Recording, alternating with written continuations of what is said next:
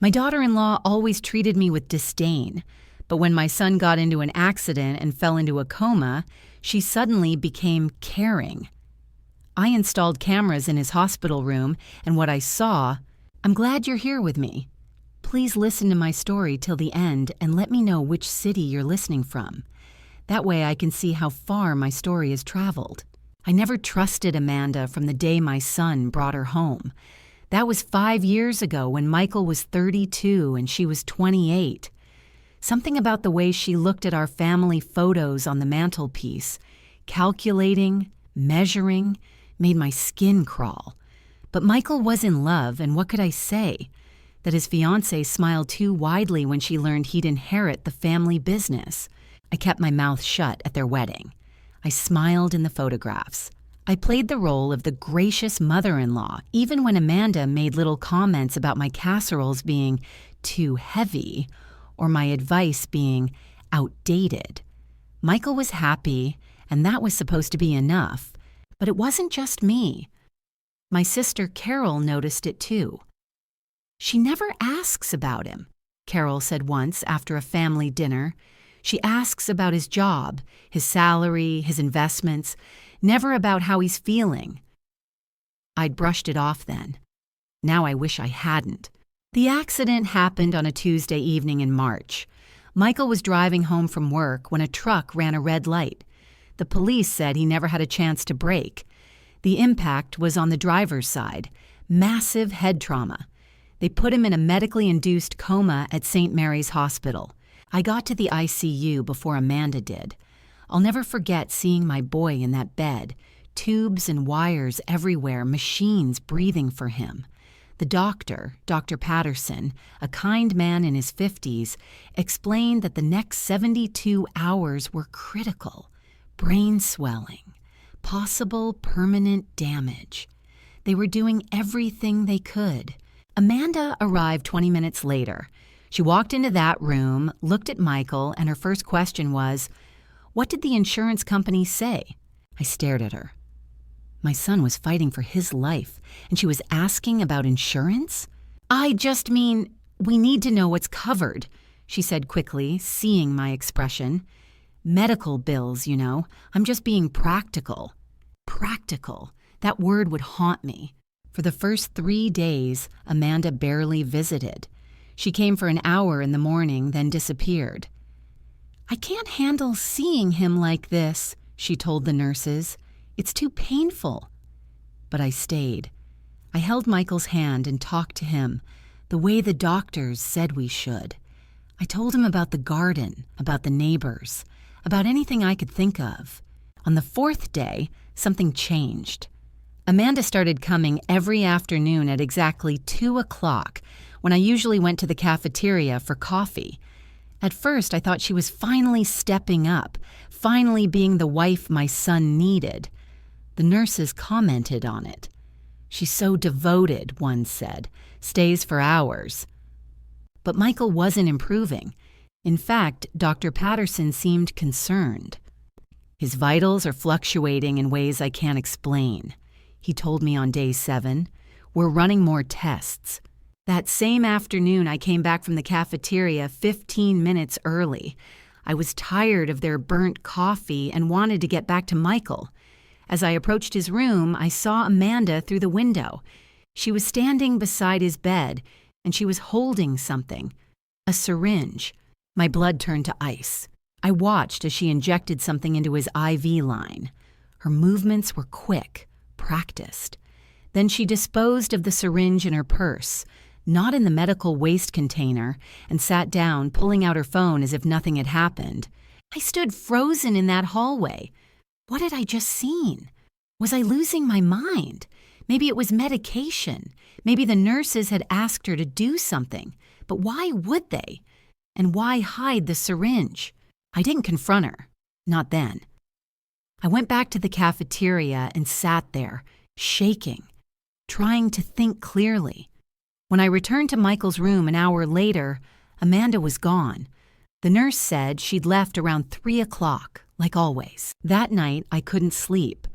I kept seeing that syringe, the casual way Amanda had injected whatever it was into my son's IV, the way she'd hidden it, the look on her face, not grief, not love, concentration, like she was completing a task. By morning, I'd made a decision. I called a security company I found online. I told them I needed a small camera, something I could hide in a hospital room. They asked why. I said my son was in a coma and I was worried about his care. They didn't ask more questions. 2 days later, I had the camera. It was tiny, disguised as a phone charger. I plugged it in beside Michael's bed when Amanda wasn't there. The salesman had shown me how to access the footage remotely through an app on my phone. I told myself I was being paranoid, that I'd see nothing but a grieving wife sitting beside her husband, that I'd feel foolish and delete the footage and never speak of this again. But I was wrong, so terribly wrong. I waited until Amanda left that afternoon before checking the footage. I sat in my car in the hospital parking lot, hands trembling as I opened the app on my phone. The camera had been recording for 6 hours. I fast-forwarded through most of it. There I was, sitting beside Michael, holding his hand. A nurse came in to check his vitals. Everything normal. Then I left for my coffee break at 2 o'clock, like clockwork. Amanda arrived at 2:07. She looked around the room carefully, checking the hallway through the door's window.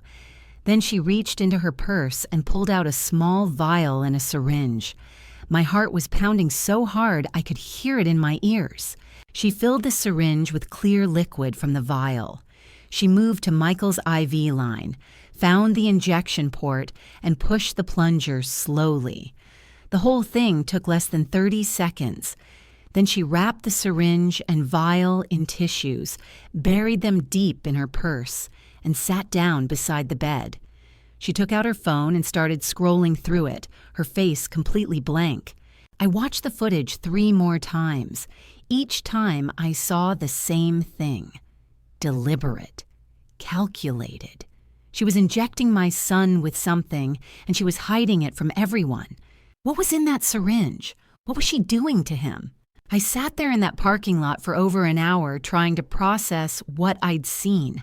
My mind was racing through possibilities, each one worse than the last. Was she trying to kill him? Was she keeping him in the coma?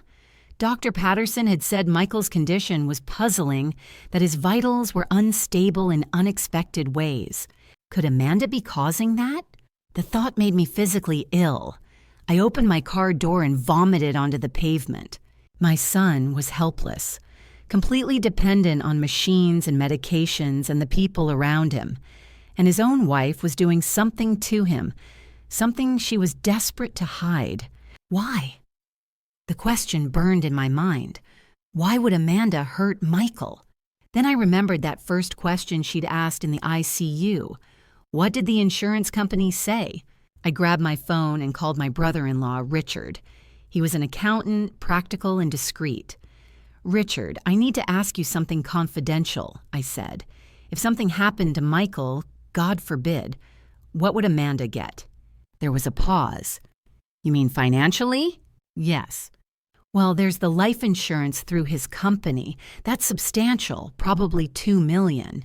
Then there's his share of the family business, which would go to his spouse.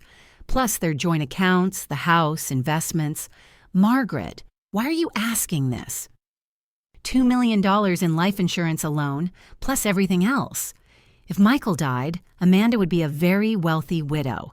But if he recovered, if he woke up, he'd still be alive, still own his share of the business, still control his own money. Amanda would just be his wife who he might eventually divorce, given how little she seemed to care about him. The pieces were falling into place, and the picture they formed made my blood run cold. "I have to go," I told Richard and hung up. I needed proof. Real, undeniable proof. The video showed Amanda injecting something, but I didn't know what. A lawyer would argue it could be anything. Vitamins, medication the doctors had approved. I needed to know what was in that syringe. Could I get the vial? She kept it in her purse, and she guarded that purse like it contained gold. which, in a way, it did. It contained evidence of what she was doing. No, taking the vial was too risky. She'd notice immediately, and then she'd know someone was watching her. What about the IV line itself? Could I get it tested? But how would I explain why? And would there be anything detectable left in his system? I needed help. Someone who would believe me, who wouldn't think I was just a bitter mother-in-law making accusations. Someone with authority. Dr. Patterson. He'd said Michael's condition was puzzling. If I showed him the video, would he investigate? Or would he dismiss it, say I was under stress, seeing things that weren't there? I couldn't risk it. Not yet. I needed more than one video. I needed a pattern, multiple instances, something so clear that no one could deny what they were seeing. My phone buzzed, a text from Amanda. Taking tomorrow off from visits. Need a mental health day. Can you stay with Michael? A mental health day, while my son lay in a coma, while she was systematically doing God knows what to him. I texted back, of course, take all the time you need. Let her think I suspected nothing. Let her think I was still the foolish old woman who made heavy casseroles and gave outdated advice. Meanwhile, I would watch, I would document, and I would gather enough evidence to stop her, whatever it took. I collected 3 more videos over the next week. Each one showed the same pattern. Amanda arriving at 2:07, checking the hallway, preparing the syringe, injecting the IV line, hiding the evidence. Like clockwork, like routine. Michael's condition continued to deteriorate. Not dramatically, nothing that would raise immediate alarms, but Dr. Patterson was clearly frustrated. I don't understand it, he said on Friday morning. He should be showing more improvement by now. The brain swelling has reduced, but he's not responding the way we'd expect. Because someone is poisoning him, I wanted to scream. Instead, I nodded and asked calm, reasonable questions about his treatment plan. I knew I couldn't wait much longer. Every day Amanda came to that room was another day she was doing something to my son. But I also knew I needed to be smart about this. One wrong move, and she'd find a way to explain it all away. She'd cry and play the devoted wife, and everyone would believe her instead of the paranoid old mother. I needed an ally. Someone in the medical field who could tell me what might be in those injections, what to look for.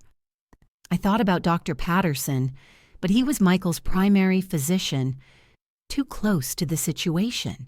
If I was wrong, somehow it could compromise Michael's care. Then I remembered James Chen, a pharmacist I'd known for 20 years. He'd filled my prescriptions, my late husband's prescriptions.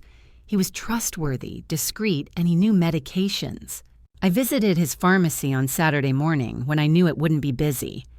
James, I need advice about something sensitive, I said. Can we talk privately? He took me to the back office. I showed him one of the videos on my phone. What could someone be injecting that would keep a coma patient from recovering? I asked. Something that wouldn't show up obviously in standard tests? James watched the video twice, his expression growing grave. Margaret, this is serious. If what you're suggesting is true, I know how it sounds, but look at the video. She's hiding it. She's not telling the doctors. He was quiet for a long moment. There are several things, he finally said. Sedatives, certain insulin doses in a non-diabetic patient, even excess potassium. Small amounts, administered regularly, could absolutely prevent someone from emerging from a coma. They'd interfere with brain function, heart rhythm, metabolism. Would they show up in tests? Depends on the tests and the timing. If she's careful about amounts and frequency, she could stay under the radar. The symptoms would look like complications from the original injury. Exactly what Dr. Patterson was seeing. Unexplained complications. What do? I asked. Who do I tell? You need to go to the hospital administration. Show them the videos. They'll investigate. Probably get the police involved. This is attempted murder, Margaret. If you're right. I am right. He nodded slowly. Then you need to act fast, but be prepared. She'll deny everything. She'll say you're grief-stricken, confused, that you've never liked her. You need ironclad evidence. I have 4 videos of her doing this. Then use them. But Margaret, be careful. If she realizes you know—" I understood what he wasn't saying. If Amanda realized I was onto her, what would she do? Would she accelerate whatever plan she had? Would she try to harm me? I left the pharmacy with a sense of grim determination. I'd been collecting evidence for a week. It was time to take the next step. But first, I needed one more thing: proof of what was in those syringes. That afternoon, I waited in the hospital parking lot. When Amanda left Michael's room at 3 o'clock, I watched her walk to her car. She tossed her purse on the passenger seat. Through her car window, I could see the distinctive Coach logo. Then she drove away.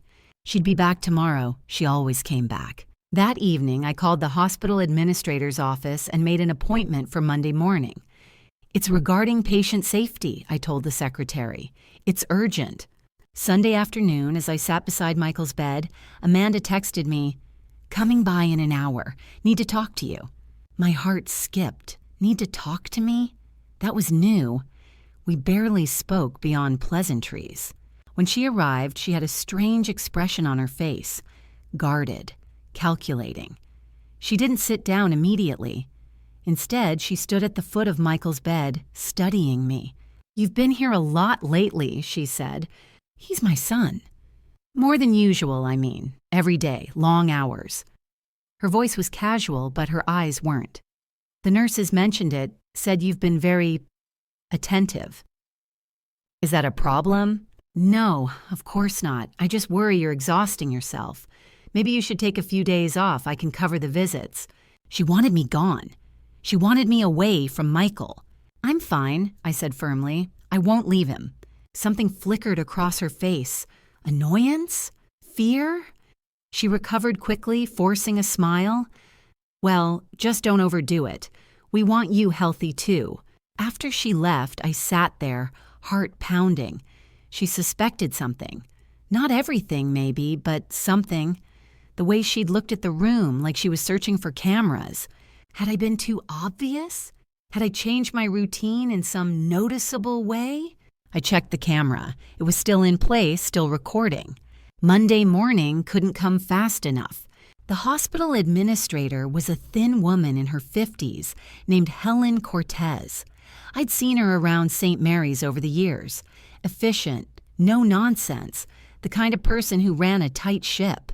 Exactly who I needed. "Mrs. Brennan, you said this was about patient safety?" she asked as I sat down in her office Monday morning.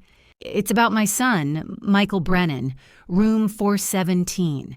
He's in a coma following a car accident 3 weeks ago." I took a breath. I believe his wife is deliberately preventing his recovery.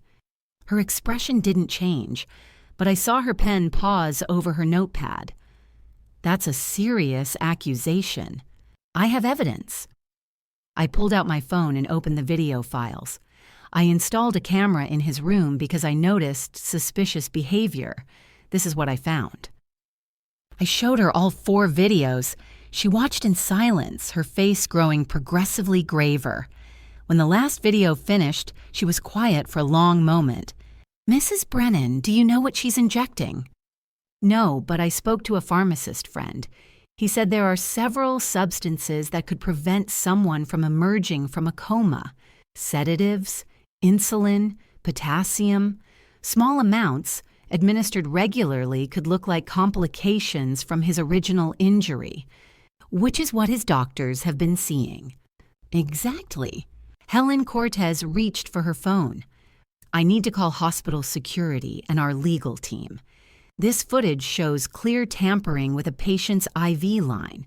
At minimum, it's a violation of hospital policy. At worst, it's attempted murder." She nodded grimly. "I need to keep your phone for now. This is evidence. We'll need to preserve the chain of custody. We'll also need to move your son to a different room immediately and restrict his wife's access until we investigate. Do you consent to that?" "Yes, absolutely. There's going to be fallout from this, Mrs. Brennan. She'll be notified that her access is restricted. She'll know something is wrong. She may suspect you're the one who reported her. I don't care, I just want my son safe. Within 2 hours, Michael was moved to a different room on a different floor. The nursing staff was instructed that only I was allowed to visit, pending the investigation. Security was reviewing their own footage from the hallways. The police had been notified. I sat beside Michael in his new room, holding his hand, feeling a mix of relief and dread. I'd done it. I'd taken the first step. But now came the hard part. My phone rang at 4 o'clock. Amanda. "What the hell is going on?" she screamed before I could say hello. "The hospital says I can't see my own husband, that my access is restricted. What did you do?" "I didn't do anything," I lied. "Maybe there's been a—" "Don't lie to me. I know it was you. You've been acting strange for days, watching me, hovering. What did you tell them?" "Amanda, I don't know what you're talking about." "You vindictive bitch. You've never liked me. You've been waiting for a chance to turn Michael against me, and now that he can't defend me, you're pulling this. This is harassment." Her voice was shrill, panicked. Good. Let her panic. "If you have concerns about the hospital's decision, you should speak to the administration," I said calmly. "I'm sure they have their reasons." She hung up on me. An hour later, she showed up at the hospital. Security stopped her in the lobby. I watched from the 4th floor window as she argued with them, gesturing wildly. They didn't let her pass. Eventually, she left, but not before looking up at the building with an expression of pure rage. My phone buzzed. A text from an unknown number. "You're making a huge mistake. You have no idea what you're dealing with. Back off before you regret it." I showed the text to the security officer stationed outside Michael's new room. He nodded and made a note. "We're documenting everything," he said. "Don't respond to her." But Amanda wasn't done. She called me 12 times that evening. I didn't answer. Then she called my sister Carol, my brother-in-law Richard, even my neighbor Dorothy, telling them I was having a breakdown, that I was making false accusations, that I was trying to keep her from her dying husband. Some of them called me concerned. I told them there was an investigation, that I couldn't discuss details, but that Michael was safe. That was all that mattered. Tuesday morning, a lawyer showed up at my house. Amanda had retained him. He handed me a letter accusing me of defamation, harassment, and interfering with her marital rights. He said if I didn't retract my accusations immediately, she would sue me for everything I had. "Your daughter-in-law is the victim here," he said smoothly. "A grieving wife being persecuted by a mother-in-law who has never accepted her. The hospital's investigation will show that she did nothing wrong, and then you'll have to answer for this." I looked at this lawyer in his expensive suit, with his slicked back hair and his confident smirk, and I felt something cold and hard settle in my chest. "Get off my property," I said quietly. "Mrs. Brennan, you need to think carefully." "I said get off my property, now, or I'll call the police." He left, but not before handing me the letter, a formal threat, a promise of legal warfare. I closed the door and locked it. My hands were shaking, but not from fear, from anger. Did Amanda really think threats would work? Did she think I'd back down now after everything I'd seen? She had no idea who she was dealing with. The investigation moved slowly, too slowly for my liking. Hospital bureaucracy, legal protocols, the need to dot every I and cross every T. Meanwhile, Michael lay in his new room, still in a coma, while I waited for answers. Dr. Patterson ran additional tests looking for substances that shouldn't be there, toxicology screens, specialized blood work. But as James Chen had warned, detection could be difficult depending on what Amanda had been using and how much time had passed since the last injection. On Wednesday, Amanda's lawyer called me. His tone was different, less aggressive, almost conciliatory. "Mrs. Brennan, my client would like to extend an olive branch. She understands that this is an emotional time for everyone. She's willing to forget about the defamation suit if you simply admit there's been a misunderstanding. A misunderstanding. Yes, perhaps you saw her adjusting his IV line or administering something the nurses had approved, and you misinterpreted it. Grief can play tricks on us. Amanda doesn't want to drag this through the courts. She wants to reconcile for Michael's sake. For Michael's sake, as if she cared about Michael. What exactly is she proposing? I asked, curious to see where this was going. She's willing to split visitation time with you, equal access. You drop the accusations, the hospital lifts the restrictions, and you both support Michael together, like families should. Equal access, so she could continue whatever she'd been doing. And if I don't agree, then we proceed with the lawsuit. Discovery will be extensive. Your financial records, your medical history, your mental health evaluations. We'll interview everyone you know. We'll make a very compelling case that you're an unstable woman making baseless accusations against a grieving wife. It was a threat wrapped in an offer. Drop this or we'll destroy you. I'll need to think about it, I said. Amanda is being generous here, Mrs. Brennan. Don't throw that generosity away. After he hung up, I sat at my kitchen table staring at the wall. This was a test. Amanda was trying to see if I'd cave under pressure, if the threat of a lawsuit and public humiliation would make me back down. She was also trying to buy time. Time for the hospital investigation to go away.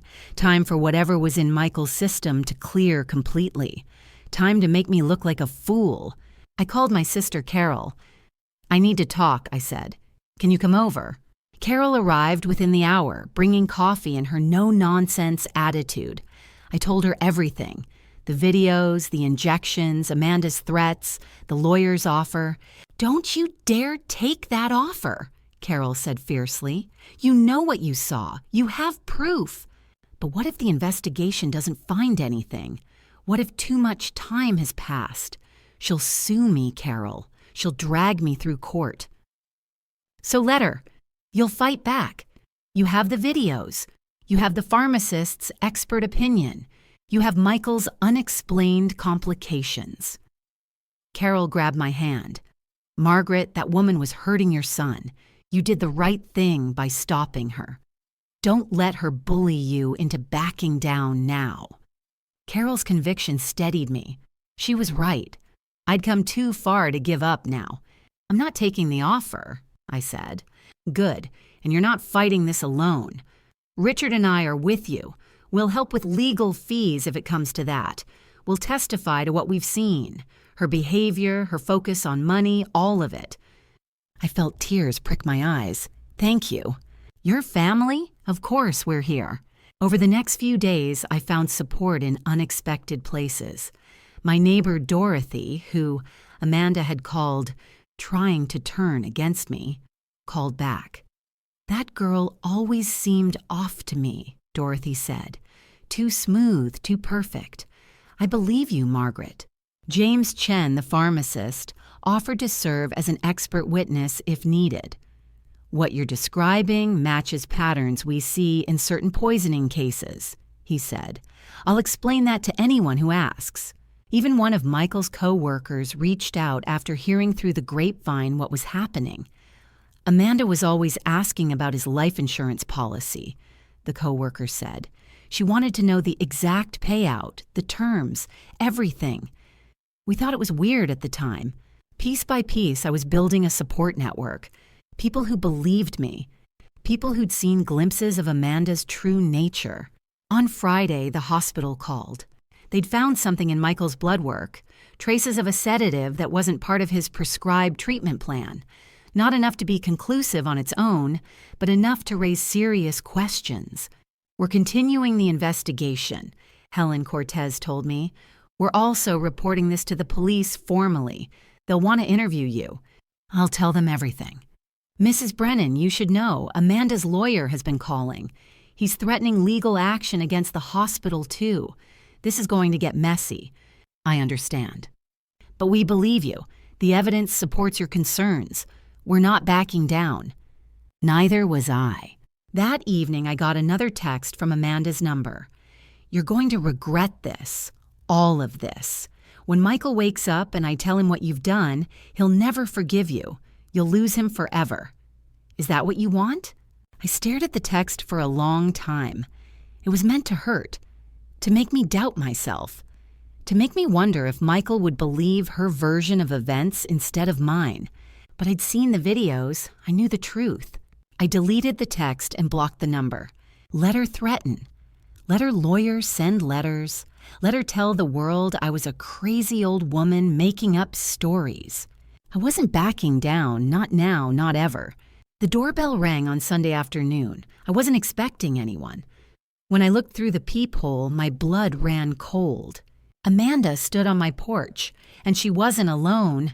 There was an older woman with her, impeccably dressed, cold eyes, maybe 65. Amanda's mother, Patricia. I'd met her twice before, at the wedding and at one holiday dinner. She'd been polite but distant, the kind of woman who assessed people like they were investments. I considered not opening the door, but something told me I needed to face this head on. I opened the door but kept the chain lock on. "What do you want?" "We want to talk," Amanda said. Her voice was calm, controlled, so different from the screaming phone call earlier in the week.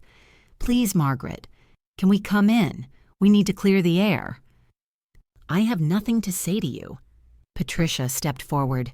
"Mrs. Brennan, I'm Patricia Westfield, Amanda's mother.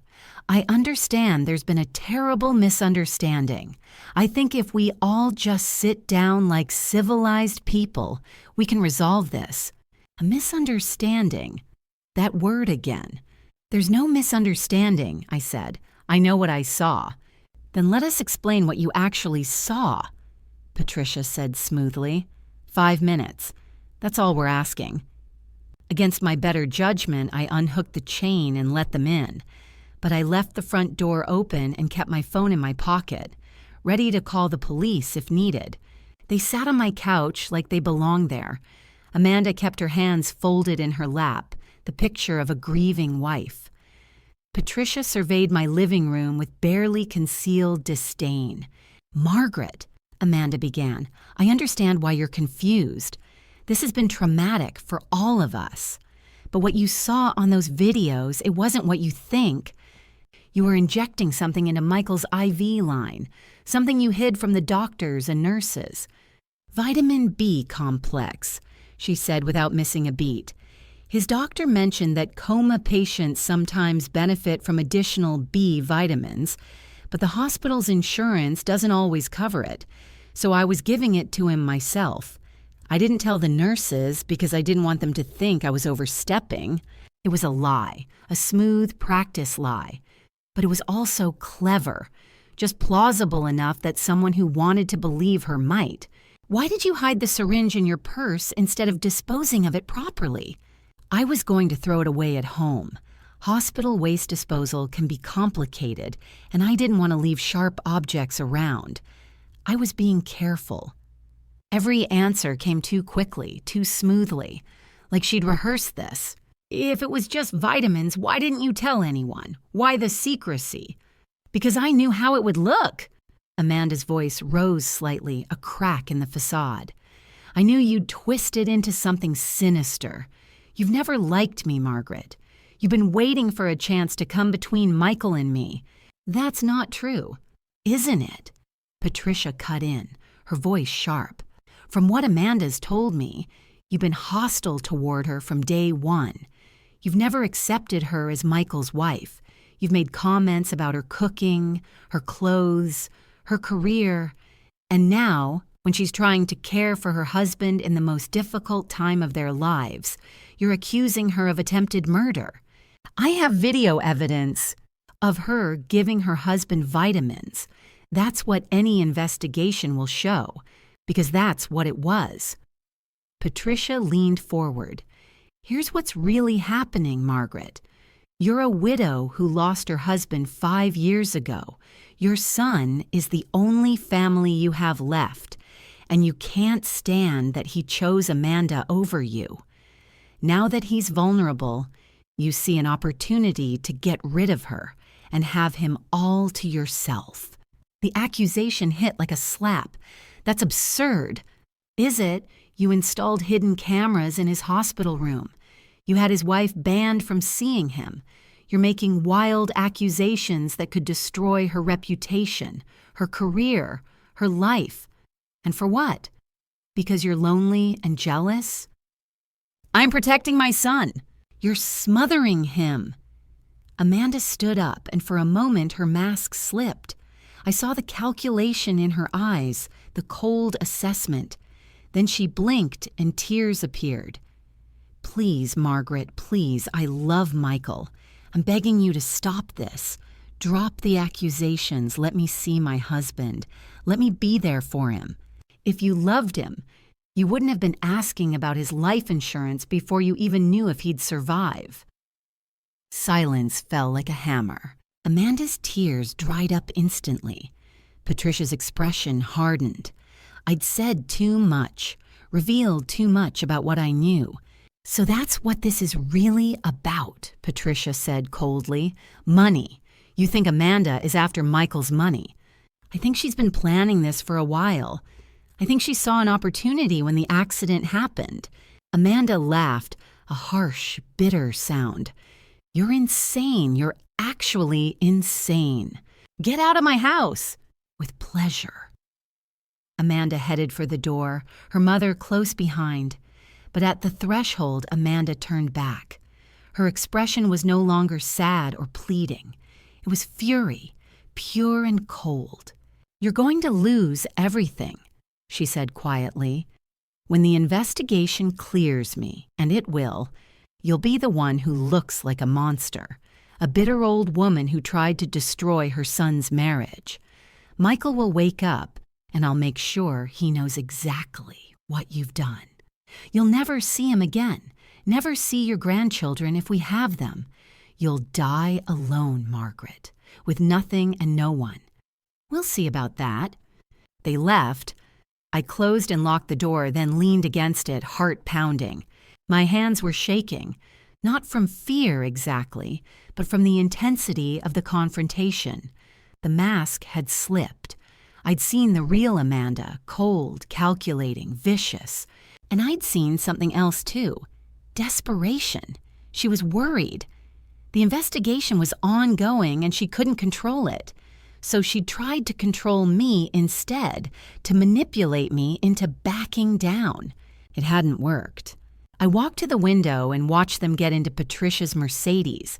They sat in the car for several minutes, clearly arguing. Then Patricia made a phone call, her face twisted with anger. What were they planning next?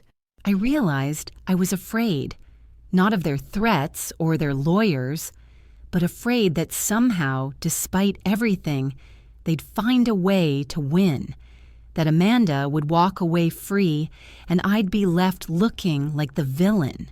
But that fear didn't make me want to quit. It made me more determined than ever. I'd seen her true face now, and I'd make sure everyone else did too. The police interview was scheduled for Tuesday morning at the station. Detective Sarah Morrison, a woman in her early 40s with sharp eyes and a patient demeanor, led the investigation. She'd reviewed all my videos, spoken to the hospital staff, examined Michael's medical records. Mrs. Brennan, I want to be straight with you, she said as we sat in an interview room. What you've documented is serious, but your daughter-in-law's lawyer is claiming the substance in those syringes was vitamin B complex, which she was administering with good intentions. That's what she told me too. It's a lie. We need to prove that. The traces we found in Michael's system, they're consistent with unauthorized sedatives, but they're also partially metabolized. A good defense attorney could argue reasonable doubt. She paused. We need more. What kind of more? We need to find the vial, or we need her to confess, or we need a witness who can testify to her real intentions. I thought about Amanda's purse, which she guarded so carefully. She keeps everything in her purse, the syringes, the vials. She never leaves it unattended. We can't search it without a warrant, and we don't have enough probable cause yet. It's a catch-22. Detective Morrison leaned back. But there is one thing we can do. We can bring her in for questioning, officially, on the record. If we push the right buttons, people like her sometimes slip up. People like her? Narcissists, sociopaths, people who think they're smarter than everyone else. They get overconfident. They start explaining too much, justifying too much, and that's when they make mistakes. Hope flickered in my chest. When? This afternoon, we're bringing her in at 2 o'clock. Would you be willing to be here, in the observation room? Your reactions might help me understand what's true and what's performance. Yes, absolutely. At 2:15, Amanda arrived at the police station with her lawyer, the same slick man who'd come to my house. They were shown to an interview room while I watched from behind one-way glass.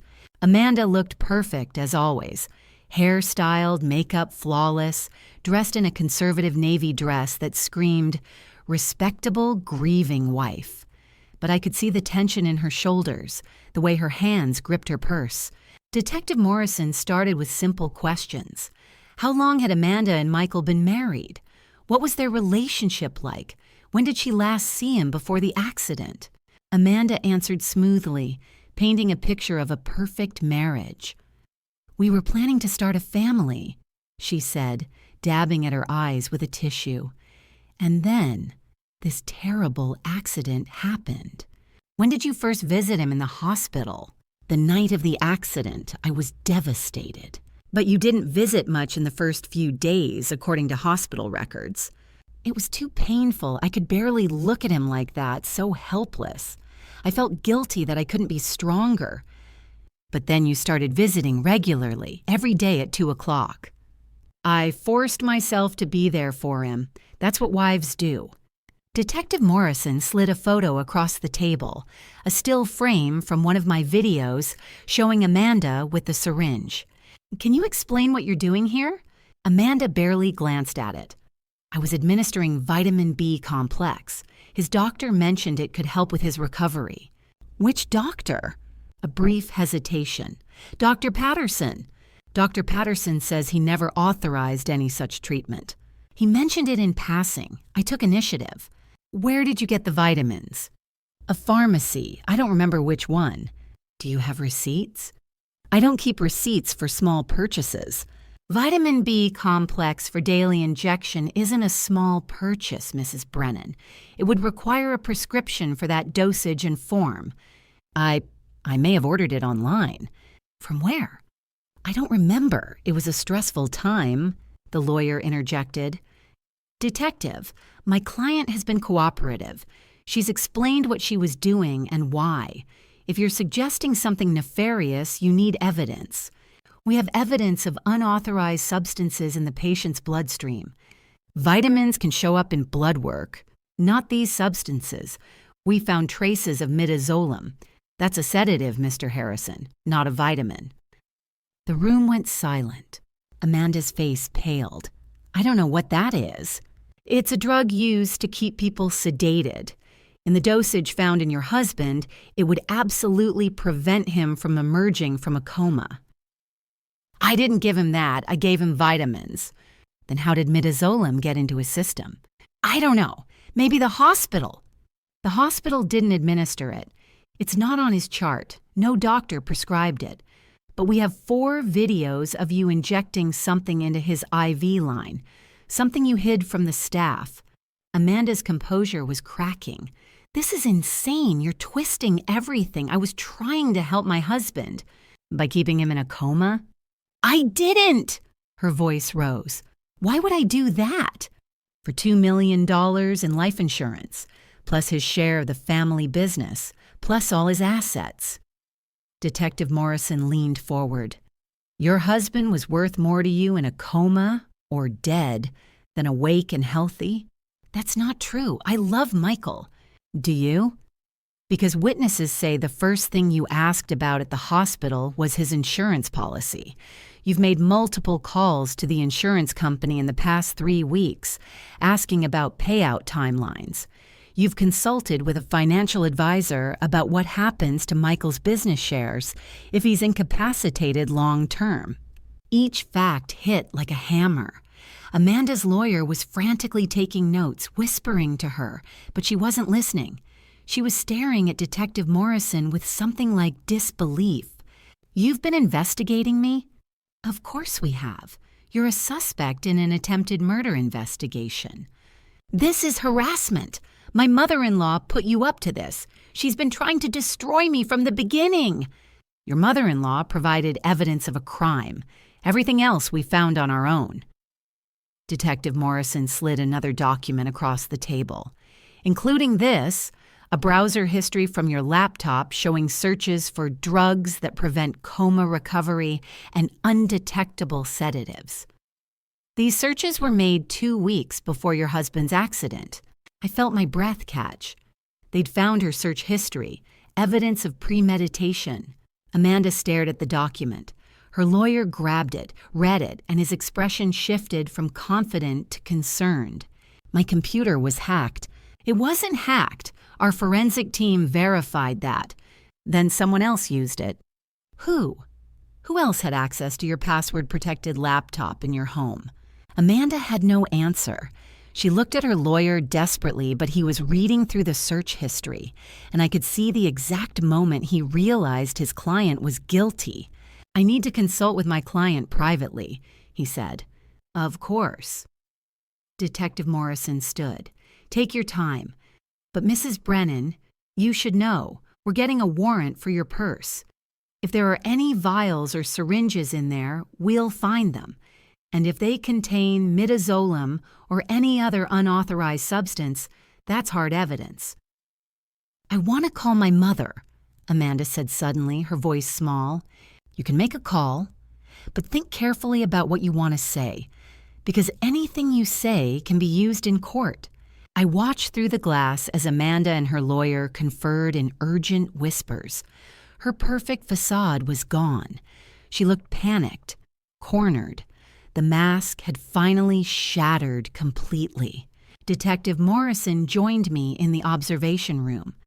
"She's going to lawyer up and stop talking," she said. "But it doesn't matter. We have enough. The search history, the videos, the unauthorized substances, the financial motive. The DA will file charges. Will she go to prison? If convicted, absolutely. Attempted murder, insurance fraud, possibly more. She's looking at serious time." I felt tears prick my eyes, not of sadness, but of relief. "Thank you. Thank your instincts.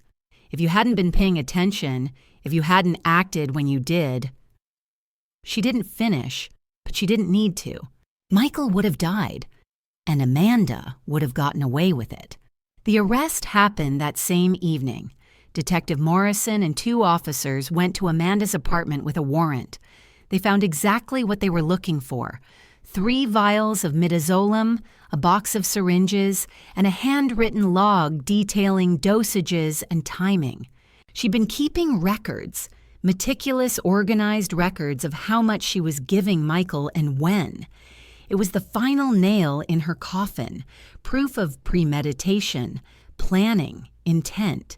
Amanda was charged with attempted murder, insurance fraud, and tampering with medical equipment. Bond was set at $500,000. Patricia posted it immediately, but the damage was done. The charges were public record. The local news picked up the story. "Wife arrested for allegedly poisoning coma patient husband." The headlines spread. Amanda's perfect facade was demolished in a matter of days. Friends distanced themselves. Her employer put her on immediate leave. People who'd defended her, who'd called me paranoid and vindictive, suddenly went quiet. Carol called me the morning after the arrest. "Have you seen the news?" "I've seen it." "Everyone's talking about it. Dorothy says half the neighborhood feels guilty for doubting you." "They should." "How's Michael?" That was the question that mattered most. "Better." Dr. Patterson says now that they've stopped the unauthorized sedatives, he's showing real improvement. His brain activity is increasing. They think he might wake up soon. thank God. The preliminary hearing was 3 weeks later. I sat in the courtroom gallery watching as Amanda was led in, wearing an orange jumpsuit. No makeup, no styled hair, no designer clothes. Just a woman facing the consequences of her actions.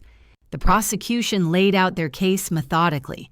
The videos, the search history, the vials found in her apartment, the life insurance policy, the financial motive, the timeline of Michael's unexplained complications that matched her visitation schedule.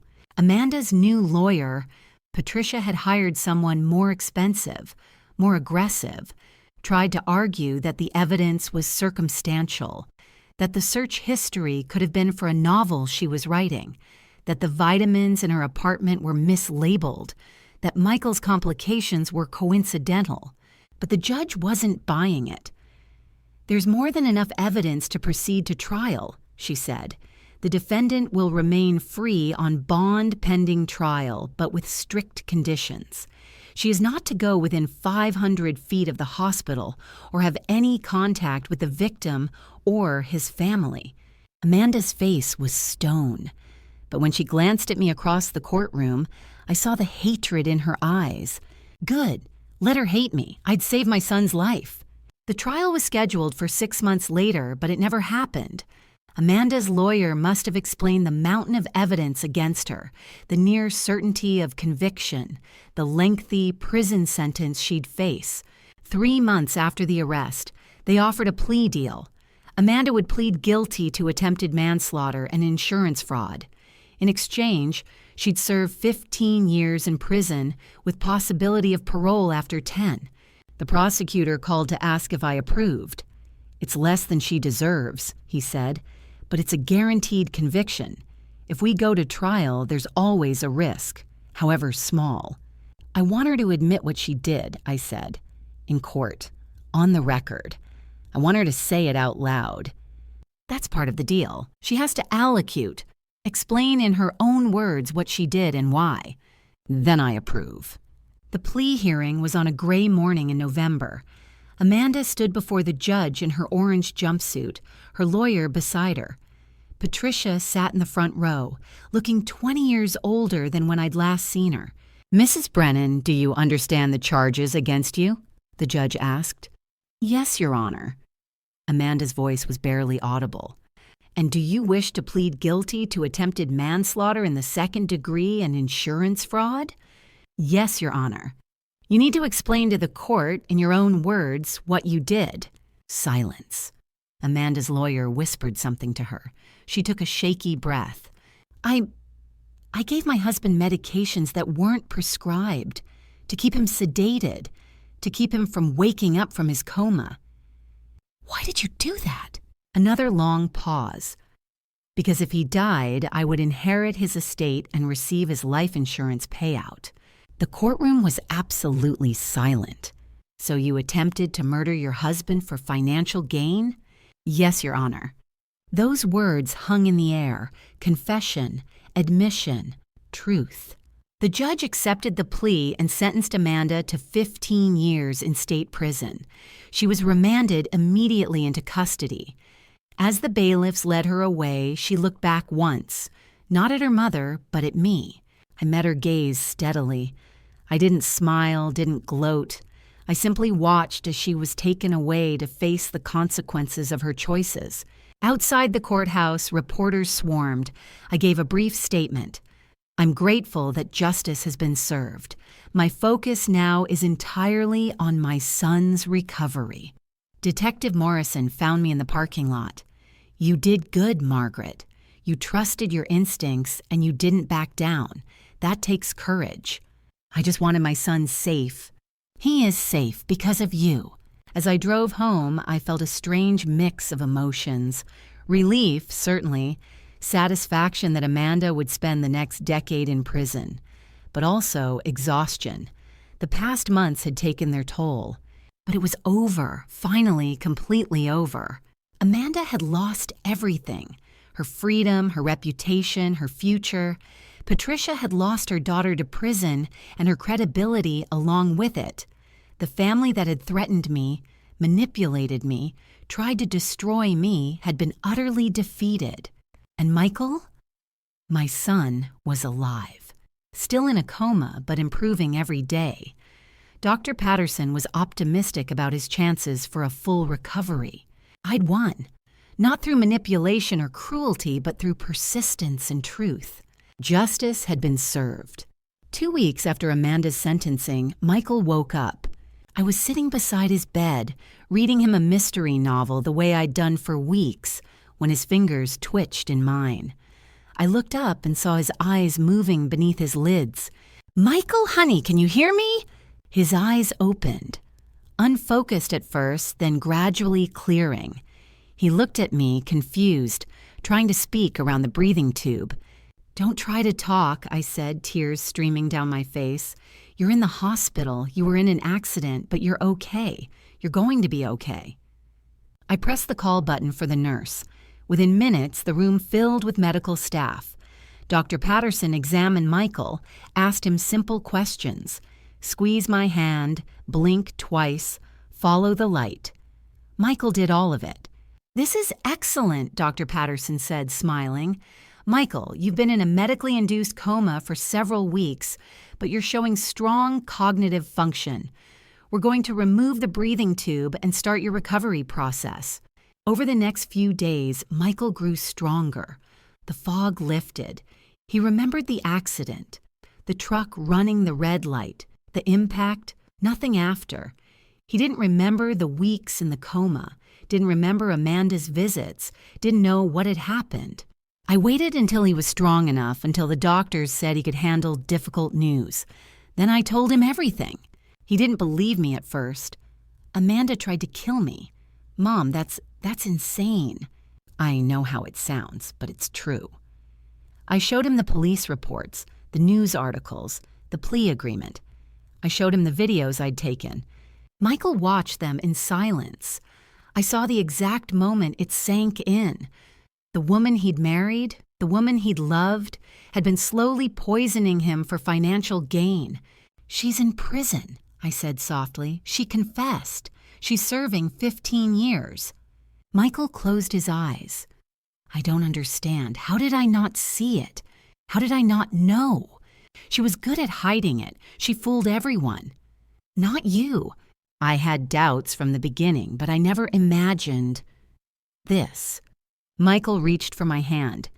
"You saved my life, Mom. If you hadn't been paying attention, if you hadn't installed that camera..." He couldn't finish. "You're my son. I'll always protect you." Michael's recovery was slow but steady. Physical therapy to rebuild his strength. Cognitive therapy to address the minor memory issues from the brain injury. Counseling to process the trauma of what Amanda had done. But he recovered. Week by week, he got stronger. By Christmas, he was walking without assistance. By New Year's, he was making plans to return to work part-time. The family business, a regional chain of hardware stores that my late husband had built, welcomed him back with open arms. His business partner, Tom, had kept things running during his absence. "We never doubted you'd come back," Tom said. Michael filed for divorce while Amanda was in prison. It was uncontested. She signed the papers without argument. What could she say? She tried to murder him. The life insurance company launched their own investigation into Amanda's fraud attempt. They found evidence that she'd been planning this for over a year. The searches dated back long before the accident. They filed additional charges. Her sentence might be extended. As for Patricia, Amanda's mother, her world collapsed entirely. The scandal destroyed her reputation in her social circles. The country club quietly asked her to resign her membership. Her charity boards replaced her. Friends stopped calling. I heard through Carol's network that Patricia had to sell her house to pay for Amanda's defense lawyers. She moved to a small apartment across town, isolated and bitter. Good. She'd enabled her daughter, had come to my house to threaten me, had tried to help cover up attempted murder. She deserved every bit of suffering she got. By spring, Michael was back to work full-time. He was dating again, carefully, cautiously, with a therapist's guidance to help him rebuild his ability to trust. "I'm thinking about moving back in with you for a while," he said one evening over dinner. "Just until I find a new place. The house has too many memories of her. You can stay as long as you want. It's your home." "Thanks, Mom, for everything, for believing in me, for saving me, for not giving up. I'm your mother. That's what mothers do." We settled into a comfortable routine. Michael took over the guest room.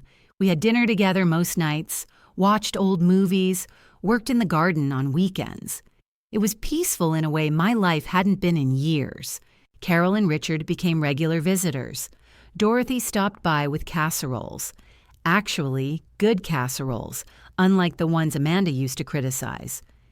James Chen checked in regularly, proud that his expertise had helped crack the case. I'd built a community around us. People who cared, who'd stood by me when things were dark, who celebrated now that justice had prevailed.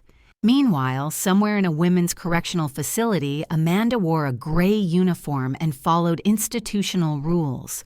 No designer clothes, no manipulations, no schemes, just consequences. And Patricia sat alone in her apartment, cut off from the social world she'd valued so much, living with the knowledge that her daughter was a convicted felon. My life had become peaceful, happy, full. Theirs had become exactly what they deserved. Sometimes, late at night, I wondered if I should feel guilty about their suffering. But then I remembered the videos. I remembered Amanda's cold eyes as she injected poison into my son's IV. I remembered her threats, her manipulation, her complete lack of remorse until she was caught. No, I didn't feel guilty. I felt victorious. So that's my story. My daughter-in-law tried to murder my son, and I stopped her. Here's my question for you. What would you have done in my place? When everyone told me I was paranoid, when they said I was imagining things, when they threatened to sue me, would you have backed down?